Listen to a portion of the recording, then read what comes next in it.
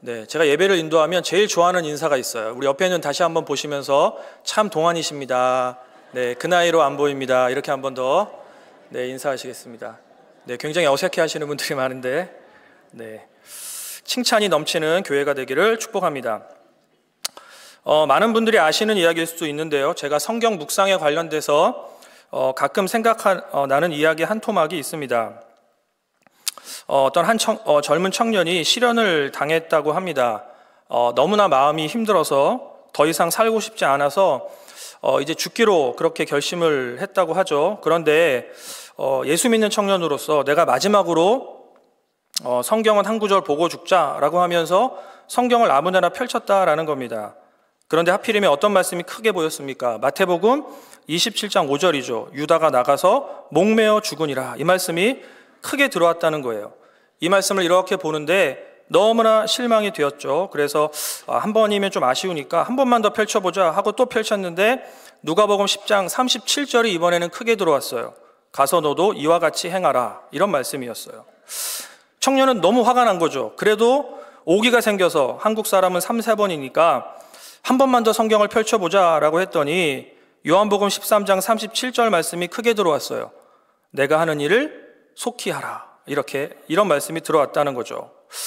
얼마나 허탈했겠습니까? 물론 누가 지어낸 이야기겠지만 성경 묵상과 관련해서 정말 중요하고 의미 있는 이야기라고 생각합니다. 여러분, 우리가 성경을 볼 때 이 청년처럼 오늘의 운세를 보는 것처럼 또 점괘를 보는 것처럼 그런 방법으로 성경을 대해서는 안 될 것입니다. 성경은요, 거룩한 하나님의 말씀이고요. 또 하나님이 우리에게 직접 주신 하나님의 말씀이기 때문에 우리는 처음부터 끝까지 꼼꼼하게 또 열심히 읽어야 하는 것이고요. 또 그 의미 하나하나를 잘 이해하면서 읽어가는 것이 또 너무나도 중요할 것입니다. 여러분, 그래서 혼자서 골방에서만 열심히 성경을 읽는 것이 아니라 목회자와 리더들의 또 도움이 필요하다고 생각합니다. 함께 읽어가는 시간들이 너무나도 중요하다라는 것이죠. 우리가 어린 자녀들을 키우면서도 그렇지 않습니까? 아이들이 잠들기 전에 좋은 부모들은 어떻게 합니까? 아이들과 함께 침대에 앉아서 열심히 책을 같이 읽어요. 어려운 부분들을 설명해 주기도 하고요. 또 열심히 같이 아이들의 질문에 대답도 해가면서 반복해서 열심히 같이 책을 읽는 것이고요. 이러한 과정을 통해서 우리의 자녀들, 어린 자녀들이 잘 성장해서 혼자서도 얼마든지 책을 읽고 해석하고 적용하는 사람들로 잘 성장하게 되는 것을 우리는 보게 되는 겁니다. 제가 처음으로 10여 년 전부터 이제 이민교회를 섬기면서 하나님께서 저에게 주신 말씀 중에 하나가 사도행전 8장의 말씀이에요. 8장 26절 이하의 내용을 보시면 에티오피아 여왕 간다게의 모든 국거를 맡은 내시가 등장을 하는데요. 그 내시가 예루살렘으로 예배하러 왔다가 이제 돌아가면서 수레에서 이사야서를 읽고 있었다는 거예요.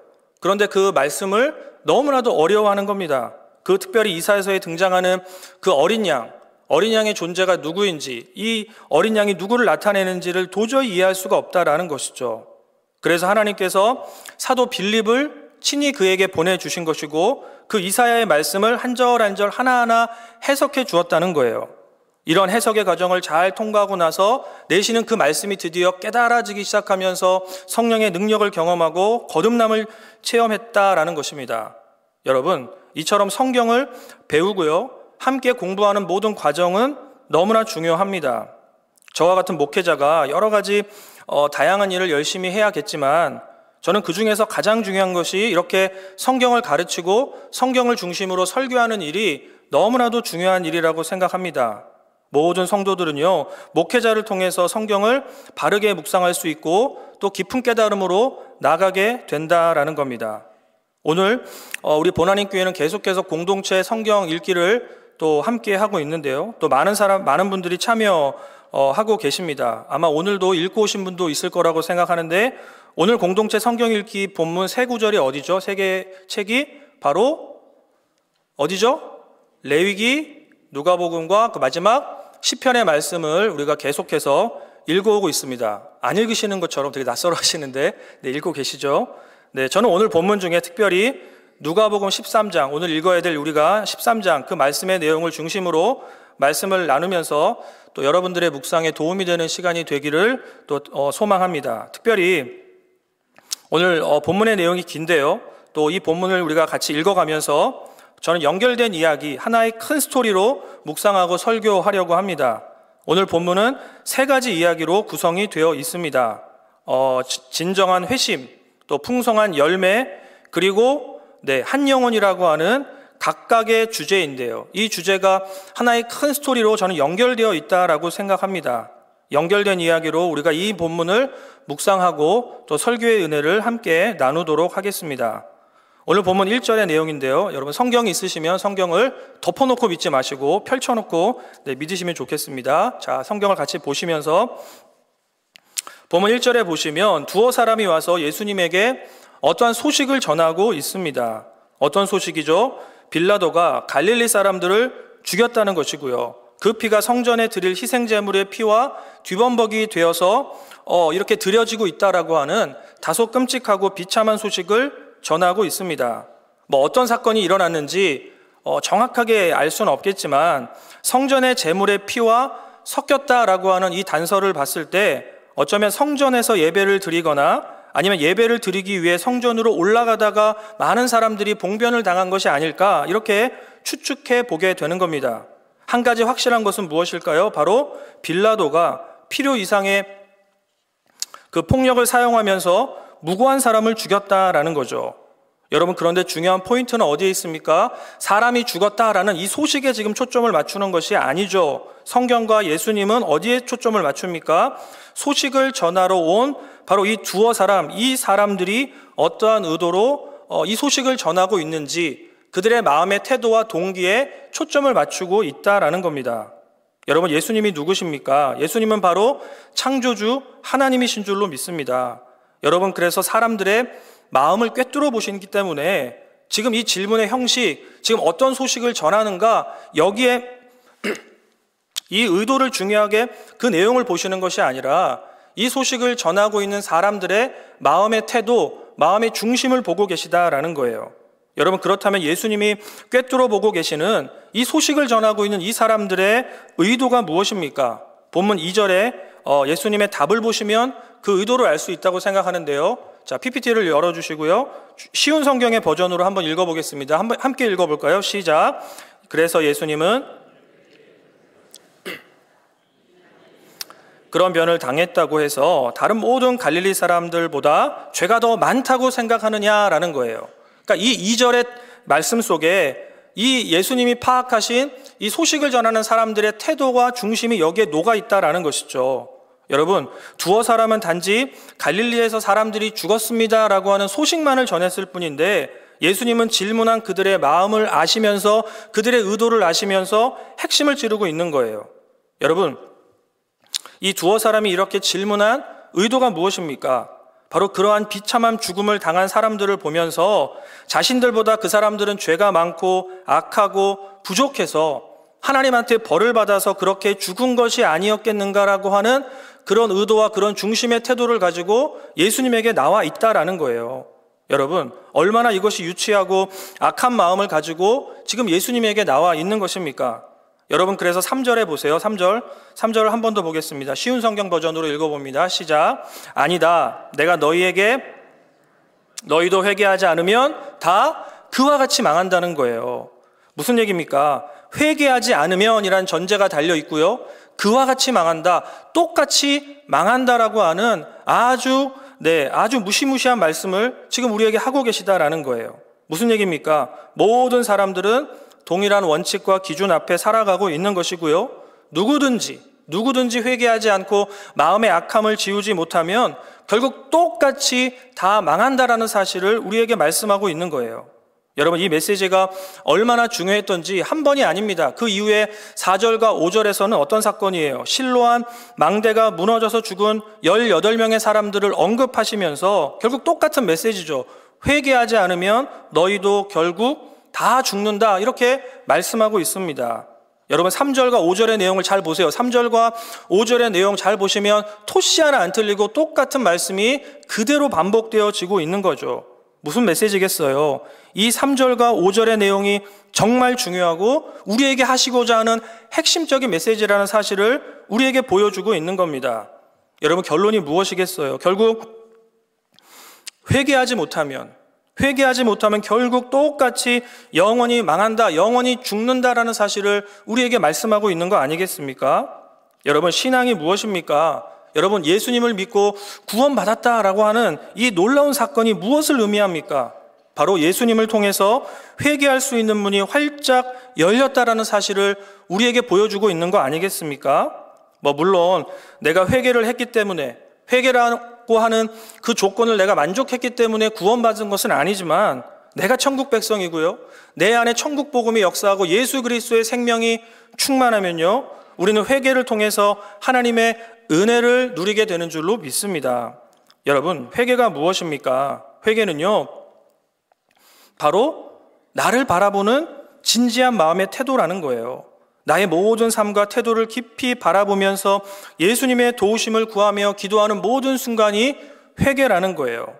여러분, 그런데 우리의 문제가 무엇입니까? 바로 나를 바라보지 않아요. 자꾸만 우리 주변을 기웃거리고 우리 주변에 있는 사람들을 바라보면서 자꾸만 상대적으로 살려고 하는 마음들, 악한 습관들이 우리에게 나타나고 있는 거 아니겠습니까? 여러분, 오늘 본문에서도 등장하는 이 사람들의 특징이 뭐예요? 이 사람들의 지금 질문의 관점, 이 소식을 전하는 사람들의 관점이 어디에 있는 거예요? 자신들이 얼마나 정당한지, 비참하게 죽은 저 사람들과 비교해서 내가 얼마나 떳떳하고 얼마나 우월한 사람인지를 지금 예수님에게 인정받기 위해서 이 자리에 나와 있는 거 아니겠습니까? 여러분, 그러나 창조주 하나님 중심을 보시는 예수 그리스도의 생각은 뭐예요? 3절과 5절에서 반복하고 계신 것처럼 회개하지 않으면 다 망한다는 거예요. 죽음의 보편성을 우리에게 말씀하고 있는 거 아니겠습니까? 여러분, 이 세상에 지금 수많은 사람들이 호흡하며 열심히 우리 모두가 살아가고 있지만 우리의 결론은 무엇입니까? 우리는 결국 죽는 거예요. 여러분, 시간의 차이, 또 죽음의 방법의 차이는 있겠지만, 그러나 결국 결론적으로 어떻게 됩니까? 모두가 죽어요. 여러분, 오늘 본문에서도 정말 너무나도 힘들고 받아들이기 어려운 사건이지만, 어떤 사람들은 어때요? 정치적으로 아주 비참하게 살해당할 수도 있어요. 또 어떤 사람들은 사고로, 실로암 망대가 무너져 죽은 것처럼 사고로 죽기도 하고요. 또 어떤 사람들은 병들어 죽기도 하는 거 아니겠습니까? 중요한 포인트는 어디에 있는 겁니까? 죽음의 방법, 죽음의 시간의 문제가 아니라 모든 사람들은 죽음 앞에서 공평하게 살아간다라는 거예요. 차별이 없습니다. 부자든지 가난한 사람이든지 남자와 여자든지 아무런 죽음 앞에서는 차별이 없어요. 최종적으로 우리 모든 인류는 죽음이라고 하는 종착점에서 다 만나게 된다라는 겁니다. 여러분, 그렇다면 우리가 어떻게 죽음을 이기게 되는 겁니까? 바로 예수님을 믿는 믿음이라는 것이죠. 나를 바라보는 진정한 이 회개를 통해서 우리는 모든 죽음을 이기며 영원한 생명을 누리게 되는 줄로 믿습니다. 여러분, 회개가 무엇입니까? 바로 회개는요, 나를 바라보는 거예요. 나를 깊이 바라보는 마음의 태도와 중심이라는 것이죠. 여러분, 그래서 진정한 회개를 우리는 창문 앞이 아니라 거울 앞에 서는 것으로 저는 비유할 수 있다고 생각합니다. 여러분, 진정한 회개는 우리를 창문 앞에 세우는 것이 아니라 계속적으로 거울 앞에 세워서 우리 자신을 돌아보게 만든다라는 거예요. 여러분, 창문 앞에 서면 어때요? 우리는 창문 너머의 사람들을 계속 바라보면서 기웃거리면서 비난할 때도 있고 정죄할 때도 있고 부러워할 때도 있는 거 아니겠습니까? 우리는 계속 그렇게 살아가요. 창문 너머로 보이는 수많은 다른 지체들을 바라보면서 왜 저 사람은 저렇게 말하지? 왜 저 사람은 저렇게 행동하고 왜 저 사람은 저렇게 옷을 입을까? 이렇게 자꾸만 궁시렁대는 거 아니겠습니까? 여러분, 그러나 진정한 신앙은 우리를 어디로 인도합니까? 창문 앞이 아니라 거울 앞으로 우리를 인도하는 거예요. 그러면서 내 자신을 깊이 바라보게 만든다라는 것이죠. 여러분, 거울 앞에서 다른 사람을 보는 사람은 없어요. 거울 앞에 서서 남이 어떻게 살아가냐를 바라보지 않습니다. 우리는 거울 앞에서 내 얼굴을 보고 내 옷을 보고 내 삶을 돌아보는 거 아니겠습니까? 여러분, 예전에 한국의 성수대교가 붕괴되는 아주 참 비극적인 사고가 있었어요. 아마 여기 계신 분들 저보다 연배들이 또 높으시기 때문에 다 기억할 거라고 생각하는데요. 얼마나 황당해요. 1994년 제가 중학교 때 일어난 사건이기 때문에 저도 그 사건을 아주 또렷하게 기억해요. 뉴스에서 그 대교가 무너지는 장면을 보는데 너무나 충격이었어요. 오전 7시 40분이죠. 출근하고 등교하던 정말 그 바쁜 러시아워 시간대에 많은 사람들이 그 대교를 건너가던 시간대에 대교 한 가운데가 뚝 하고 끊어진 거예요. 여러분, 그런데 그 대교를 건넜던 16번 버스를 기억합니다. 한성운수 16번 버스, 그 버스에 그 당시 고등학생들이 많이 타고 있었고요. 많이 죽었다라고 하는 것이죠. 그 이후에 몇 년이 지나서 제가 우연히 어떤 교회를 갔는데 그 당시 그 주변에 고등학교를 다녔던 어떤 여자 집사님이 간증하시는 것을 들었어요. 원래 자신도 그 추락하던 버스를 타기로 되어 있었다는 거예요. 항상 같은 시간 그 장소에서 그 버스를 타는데 마침 그날 자기가 늦잠을 잤다는 거예요. 한 번도 그런 적이 없는데 유독 그날 늦잠을 자서 그 버스를 놓쳐서 이제 정류장에 서가지고 이제 늦었으니까 이제 혼나겠다, 담임선생님한테 회초리를 맞겠구나 이러면서 멀그러니 서 있었는데 갑자기 뉴스에서 다리가 무너졌고 버스가 추락하면서 자신이 사랑하는 친구들이 죽었다라고 하는 소식이 막 들리는데 마음이 무너졌다는 거예요. 뭐 그렇게 생각할 수 있잖아요. 솔직히 내가 안 죽어서 다행이다, 하나님이 나를 지켜주셨구나, 나 운이 좋다, 나 재수가 좋다, 이렇게 생각할 수 있잖아요. 그런데 그분은 그 어린 마음에서도 그런 생각이 드는 것이 아니라 나보다 훨씬 훌륭한 아이들이잖아요. 자기는 지금 지각해서 혼날 걸 생각하면서 버스 정류장에 서 있는데 그 아이들은 성실하잖아요. 지각도 안 하고 열심히 그 버스를 타고 학교에 가서 열심히 공부하겠다는 아이들 아닙니까? 그런데 그 아이들과 비교하면서 자신이 그 안타까운 죄책감 때문에 너무나도 힘들었다라는 것이죠. 그런데 이분이 감사하게도 교회를 다니면서 그날이 금요일이었는데 금요 철야에 가서 말씀을 듣고 계속 울면서 기도하는 중에 하나님의 음성이 들리다는 거예요. 죄 많고 부족한 너를 내가 살려준 중요한 이유가 있다라고 하는 깨달음과 하나님의 음성이 들어오면서 내가 더 열심히 최선을 다해 살아야겠구나라고 하는 깊은 그 감동과 간증이 있었다라는 이야기를 들은 겁니다. 여러분, 비극적인 사건이죠. 엄청나게 이 비극적인 사건 앞에서 살아서 다행이다, 나 정말 운이 좋고 재수가 좋다, 이렇게 단편적으로 생각하는 것이 아니죠. 그 사건 속에서 내 자신을 깊이 바라보면서 사명과 은혜의 자리로 나간 거 아니겠습니까? 여러분, 이처럼 진정한 회개는요, 내 자신을 바라보는 거예요. 타인과 끊임없이 비교하면서 나를 상대화하면서 그렇게 살아가는 것이 아니라 나의 잘남과 나의 우월함을 끊임없이 증명하는 자리가 아니라요, 나의 부족함과 연약함을 바라보면서 하나님 앞에 정직하게 서는 것이 진정한 회개인 줄로 믿습니다. 창문이 아니라 거울 앞에서 진정한 회개를 이루시기를 간절히 축복합니다. 첫 번째 이야기가 회개에 대한 이야기였다면 두 번째 이야기는 분리된 이야기가 아니라고 생각해요. 구체적으로 이제 회개를 얘기했기 때문에 그렇다면 우리가 어떤 회개를 통해 나가야 되는지, 진정한 회심이 무엇인지를 비유의 이 이야기를 통해서 생생하게 우리에게 보여주신다고 생각해요. 여러분, 이러한 진정한 회심은 우리를 모든 믿음의 성도들을 풍성한 열매 맺는 자리로 인도하시는 줄로 믿습니다. 6절부터 9절의 내용을 보세요. 6절부터 9절의 내용을 보시면 비유가 나오죠. 비유로 말씀하시면서 더 깊은 교훈, 더 생생한 그림 언어로 우리에게 알려주고 계시다라는 거죠. 어떤 내용입니까? 6절에 보시면 어떤 사람이 포도원에 무화과 나무를 심었다는 거예요. 여러분, 일단 여기에서부터 조금 이상한 장면이 등장해요. 그 당시 농업 문화 속에서 보시면 보통 일반적으로 포도원에 무화과 나무를 잘 심지 않는다라는 거예요. 그 이유는 이 무화과 나무는 양분을 강력하게 빨아들이는 습성이 있기 때문에 무화과 나무를 심어버리면 다른 식물들이 잘 자라지를 못한다라는 거예요. 여러분, 그런데 이 농장 주인은 이것을 몰랐다고 생각하지 않아요. 이 농장 주인은 어쩌면 일부러 어떤 의도를 가지고 포도원에 무화과 나무를 심었다라는 거죠. 그러니까 이 무화과 나무는 어떤 존재라는 거예요? 대단한 특혜를 받은 겁니다. 엄청난, 이 농장 주인으로부터 엄청난 사랑을 받은 거예요. 편애를 당하고 있는 것이죠. 아주 비옥한 땅에 무화과 나무가 한 그루 덩그러니 심겼으니까 얼마나 큰 열매를 기대하고 얼마나 풍성함을 기대하면서 이 농장 주인이 포도원에 무화과 나무를 여러 번 심었겠어요. 여러분, 그런데 우리가 잘 아는 것처럼 어떤 문제가 벌어집니까? 이렇게 엄청난 대단한 특혜를 받았는데 6절 하반절 어떻게 말씀하십니까? 열매를 원하셨는데 어떻게 됐어요? 구하지 못했다는 거예요. 열매를 원하셨는데 구하지 못했다. 6절 하반절에 나오죠. 엄청난 사랑을 퍼부었는데 엄청난 실망과 엄청난 배신감을 당하셨다는 거 아니겠습니까? 아무런 열매를 맺지 못하는 거예요. 여러분, 그래서 이 농장 주인이 어떻게 말씀합니까? 너무나 큰 충격을 받은 이 농장 주인, 7절이에요. 7절. 우리 7절 내용을 한번 읽어보겠습니다. 시작. 포도원 지기에게 이르되 열매를 구하되 얻지 못하니 찍어버리라. 어찌 땅만 버리게 하겠느냐라는 거예요. 여러분, 이 말씀 속에서 뭐가 느껴지세요? 이 농장 주인의 진노, 분노, 화가 나는 것, 이런 것들이 느껴지지 않습니까? 여러분, 이때 더 중요한 포인트가 어디에 나오죠? 8절과 9절이에요. 8절과 9절 보여주시죠. 8절 9절 시작.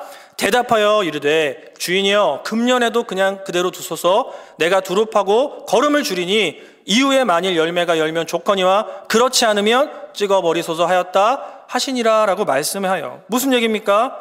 기회 달라는 거예요. 한 번의 기회를 더 달라, 세컨 찬스를 달라, 기회를 달라고 요청하고 있는 겁니다. 여러분, 우리가 무화과나무 같은 존재들 아니겠습니까? 우리가 지금 얼마나 여러분 아주 특별한 은혜 속에 살아갑니까? 예수님을 믿고 예수님이 믿어지는 모든 삶이 너무나도 특별한 삶인 줄로 여러분 믿습니다. 여러분, 하나님이 우리를 너무 사랑하시고 우리를 편애하시는 거 아니에요? 우리를 얼마나 사랑하시면 수십억의 인구 중에 우리를 지명하고 부르시고 택하셔서 예수 그리스도를 믿게 하시고 구원받게 하신 거예요. 여러분, 예수님을 믿고 예수님을 주님으로 고백하는 이 신앙은요, 너무나도 특별한 거예요. 여러분, 한국을 기준으로 이 예수님을 주로 고백하는 사람들, 그 사람들의 퍼센테이지가 많이 낮아져서 이제 15% 정도밖에 안 된다는 거예요. 얼마나 소수예요. 우리 주변 10명의 사람 중에 1명 내지는 1명 반, 2명이 안 되는 사람들만 교회를 다니거나 예수님을 주로 고백한다라고 그렇게 이야기하는 것이죠.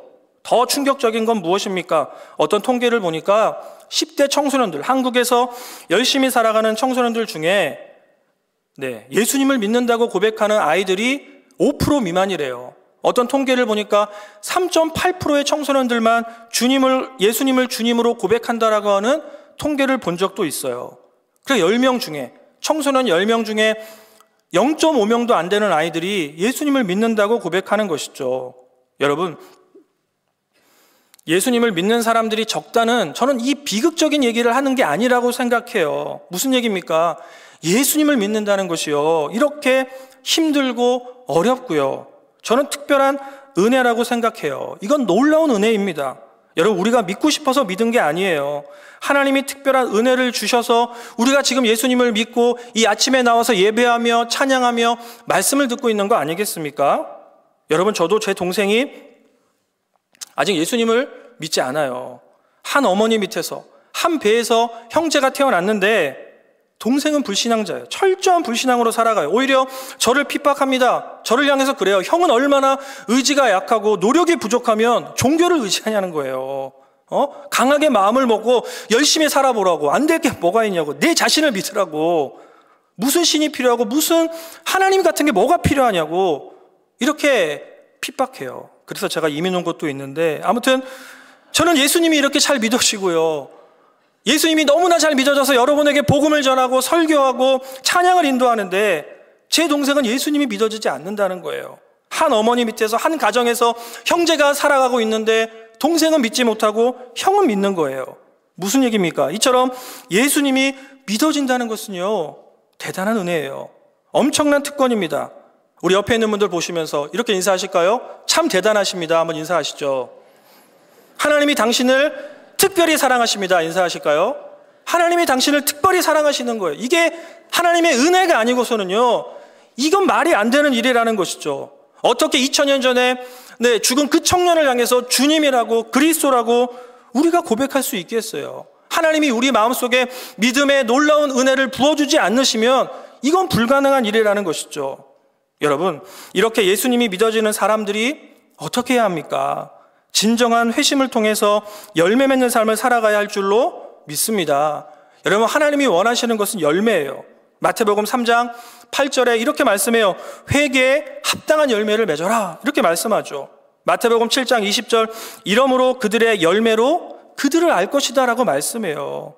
예수님은요, 하나님 잘 믿는, 예수 그리스도를 잘 믿는 우리가 열매 맺기를 간절히 원하신다라는 겁니다. 창문이 아니라 거울 앞에 서서요, 정직하게 열심히 기도하고 회개할 때 우리는 반드시 열매 맺는 자리로 가는 줄로 믿습니다. 성령께서 우리를 그 방향으로 인도하신다라는 거예요. 여러분, 우리는 이 중요한 구원의 기회, 이 모든 순간들을 꼭 붙잡아야 할 줄로 믿습니다. 여러분, 예수님이 왜 오셨어요? 우리가 다시 열매를 맺을 수 있도록 기회를 주기 위해서 오신 거 아니겠습니까? 우리는 예수 그리스도의 십자가 사건을 통해서 인생에 너무나 중요한 기회를 다시 받은 거예요. 당연히 지옥 가는 것이 합당하고요, 영원한 형벌을 받아야 돼요. 내 안에 있는 강력한 죄성, 태어날 때부터 우리는 죄인이기 때문에 하나님의 진노 속에 우리는 살아가는 것이고 천국 가는 게 당연한 것이 아니라 당연히 지옥 가야 되는데, 예수님께서 오셔서 우리에게 믿음을 주셨고요, 또 우리를 살려주신 거예요. 얼마나 대단한 구원의 역사가 지금 우리 가운데 일어나고 있는 겁니까? 여러분, 우리가 할 일은요, 예수님이 내려주신 이 기회, 이 삶의 기회를 꼭 잡아야 할 것입니다. 우리가 살아가는 모든 순간들은 바로 뭐예요? 구원의 기회라는 거예요. 고린도후서 6장 2절을 한번 읽어보시죠. 고린도후서 6장 2절 시작. 이르시되 도왔다 하셨으니 보라 지금은 구원의 날이로다 라고 말씀해요. 바울은 뭐라고 말합니까? 바로 지금이라는 거예요. 바로 이 말씀을 듣고 설교를 듣고 묵상하는 바로 이 순간, 우리가 구원받는 중요한 순간임을 말씀합니다. 여러분, 지금 구원받지 못하면, 내가 지금 육신의 때를 살아가는 바로 이 순간에 내가 구원받지 못하면 우린 영원히 구원받지 못하는 겁니다. 여러분, 이처럼 하루하루가 우리에게 주어진 열매 맺는 중요한 기회입니다. 기회를 꼭 붙잡으시고요, 풍성한 열매 맺는 삶이 되시기를 간절히 축복합니다. 그렇다면 마지막입니다. 마지막으로 예수님이 원하시는 중요한 열매, 그 열매의 내용이 어떠한 것입니까? 바로 10절부터 17절의 내용이 예수님이 발견하기를 원하시는 열매라는 거예요. 10절에 보시면 예수님이 안식일에 회당에서 열심히 가르치시는데 무려 18해 동안 귀신 들려 앓으며 꼬부라져서 조금도 펴지 못하는 한 여자를 발견하시는 거예요. 여러분, 누가복음을 보시면 중요한 두 개의 주제가 흘러가요. 누가복음은 유난히 여자에게 관심이 많아요. 두 번째, 누가복음은 유난히 한 영혼에 관심이 많다라는 것이죠. 그러한 흐름 속에서 예수님께서 여자를 보시는 거예요. 12절 보시죠. 12절 함께 보겠습니다. 시작. 여자여, 내가 병에서 놓였다는 거예요. 그런데 더 중요한 포인트는 전 11절에 있다고 생각해요. 11절에 보시면 그 여인은 항상 어디에 있었어요? 회당에 있었다는 거예요. 이 여인이 회당에 어떤 마음으로 그 자리에 있었겠어요? 어떤 마음일까요? 고침받고 싶은 거예요. 고침을 받고 싶은 간절한 마음으로 항상 유대인들이 열심히 예배하는 그 회당에 저는 있었다고 생각해요. 어떤 마음일까요? 혹시 이렇게 우리처럼 예배를 들어가는 그 유대인들 중에 하나님의 능력으로 자신의 이 모든 상황을 불쌍하게 보고 고쳐줄 사람이 있지 않을까라는 기대감을 가지고 항상 그 예배당 맨 앞에 그 맨 문견에 저는 앉아 있었다라고 생각합니다. 여러분, 그런데 문제가 무엇이죠? 아무도 그 여자를 보지 않은 거예요. 항상 한결같이 그 자리에 있었는데 그들 다 투명인가 지금 하면서 아무도 돌아보지 못하고 그냥 그 여자 앞을 숭숭 지나다니면서 열심히 자기들만을 위한 예배를 열심히 드리고 있었던 거 아니겠습니까?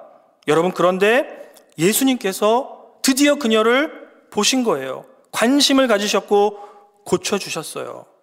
여러분, 예수님이 어떻게 고치셨어요? 고치는 과정 속에 은혜가 있다고 생각해요. 3단계죠. 12절 다시 보시면 어떻게 합니까? 보시고 부르시고 고쳐주신 거예요. 보시고 부르시고 고쳐주셨어요. 여러분, 우리가 어떤 열매를 어떻게 맺어야 되는지 예수님이 시범을 보여주셨다고 저는 생각해요. 여러분, 열심히 예배를 드리는 종교적 행위 이 속에만 머물러 있는 것이 아니라 이것을 초월해서 오늘의 본문의 예수님처럼 주변을 보라는 거예요. 우리 주변에 이 여인처럼 어려움 속에서 힘겨워하고 있는 그 한 여인을 보는 눈이 열려야 한다라는 것이죠. 바로 여기가 뭐예요? 열매 맺는 삶의 출발이라는 거 아니겠습니까? 여러분, 그런데 무화과 나무로 상징되어지는 그 유대인들의 태도가 어때요? 얼마나 정말 배은망덕한 태도를 보이고 있어요. 14절, 병 고치는 것을 보고 막 분내면서 안식일에 왜 병을 고쳤냐고 막 따지는 거죠. 얼마나 종교적이에요. 얼마나 형식적입니까? 사람이 죽어가고 사람이 지금 고통을 받는데 이들은 아직도 율법에 매여 있는 거죠. 생명보다는 자신의 전통과 형식과 이익에 치우쳐 있어요. 15절에 보세요. 얼마나 이율배반적이에요. 안식일에 병든 여자는 살리지 못하게 하고 자기 집에 있는 낙이나 또 소는 끌고 가서 물을 먹이잖아요. 무슨 얘기입니까? 자신은 절대로 손해 안 보겠다는 거예요. 안식일에도 자신은 손해 안 보겠다는 것이고요. 자신에게 아무런 유익도 이익도 안 되는 그 여인, 그 불쌍한 여인의 병은 돌아보지 못하는 아주 나쁜 악한 모습을 보이는 거 아닙니까? 여러분, 안식일이 왜 존재하고요? 왜 교회가 존재합니까? 왜 성도, 왜 우리가 구원받은 거예요? 바로 죽어가는 이 불쌍한 그 한 영혼을 살리기 위해서 우리가 구원받은 거 아닙니까? 여러분, 예수님을 믿지 못하면 3절과 5절의 말씀처럼 우리는 결국 죽는 거예요. 말라 죽는 겁니다. 아무리 대단한 인생을 살아도 결론은 죽음 아닙니까? 여러분, 예수님 안 믿는 인생은요, 사는 인생이 아니라 안타깝지만 죽어가는 인생이에요. 여러분, 그래서 우리가 할 일은요, 이 땅에 예수님 안 믿는 수많은 사람들을 예수님께로 인도하고 또 살려내야 할 줄로 믿습니다. 토론토 영사관에서 알려주는 이 토론토에 거주하는 한인의 숫자가 한 12만 명 정도 된다고 해요. 여러분, 제가 생각을 해봤어요. 저도 10년 정도 이제 이민교회를 섬기면서 그냥 생각을 해봤어요. 정기적으로 교회에 출석하는 교인, 우리 토론토에 있는 교회들을 대략적으로 출석 통계를 제가 잘하는 건 아니지만 잡으면 다 합쳐도 2만 명 되지 않을까요? 맥시멈으로 잡아도 3만 명을 넘지 않을 것 같아요. 여러분, 그렇다면 이 토론토에 교회를 안 다니고 예수님 안 믿는 사람들이 몇 명이나 될까요? 10만 명이 넘어요. 너무나 많은 사람들이 예수님을 안 믿어요. 엄청난 숫자 아닙니까? 저는 그래서 이 토론토 땅이 복음의 황금어장인 것 같아요. 완전한 블루오션이라고 생각합니다. 낚시를 좋아하시는지 모르겠지만 낚시꾼들이 하는 말처럼 여기는 완전 뭐예요? 물반 고기반이에요. 던지기만 하면 그냥 다 건져 올리고 교회로 인도할 수 있는 사람들이 너무나도 많은 것이죠. 우리 옆에 있는 분 축복하실까요? 당신은 하나님의 어부입니다. 이렇게 한번 축복하실까요? 네.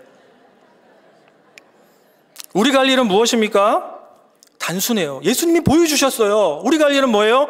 3단계 어떻게 하라고요? 보시고 부르시고 고쳐주시면 돼요. 간단하지 않습니까? 우리 주변에 예수님이 필요한 사람들을 부지런히 보세요. 그리고 관심을 갖고 그 사람의 이름을 불러주세요. 그리고 그 사람에게 찾아가서 필요가 있는지를 보시고 예수님의 이름의 능력, 성령의 능력으로 고쳐주세요. 우리 안에 예수의 능력이 있는 줄로 믿습니다. 여러분, 예수님만 그 일을 하시는 것이 아니라 예수님을 믿는 우리가 예수님의 이름으로 나아갈 때 기적이 나타나는 줄로 여러분 믿습니다. 여러분, 예수님처럼 정말 우리도 아름다운 열매를 맺는 귀한 삶이 될 수 있다라는 겁니다. 여러분, 어떻게 열매를 맺습니까? 따라해 볼까요? 보시고 부르시고 고쳐주셨다. 우리 옆에 있는 분 한번 실습해 볼까요? 옆에 있는 분 보시고, 자, 이름을 다 이렇게 부부끼리 앉으셨으니까 불러주세요. 이름을 보시고, 첫 번째 보시고 보세요. 좀 보세요. 옆에 있는 분 누가 앉았는지 보시고 불러주세요. 불러주시고 그 다음에 예수님이 당신을 고쳐주십니다. 아멘, 아멘. 이러한 예수님의 은혜가 넘쳐나시기를 축복합니다. 결론을 맺으면요, 거울 앞에서는 진정한 회심을 통해서 또 다시 한번 기회를 주시는 하나님의 그 능력을 통해서 풍성한 열매를 맺으시면서 죽어가는 한 영혼을 살려낼 수 있는 귀한 성도님들이 되시기를 간절히 축복합니다. 기도하겠습니다.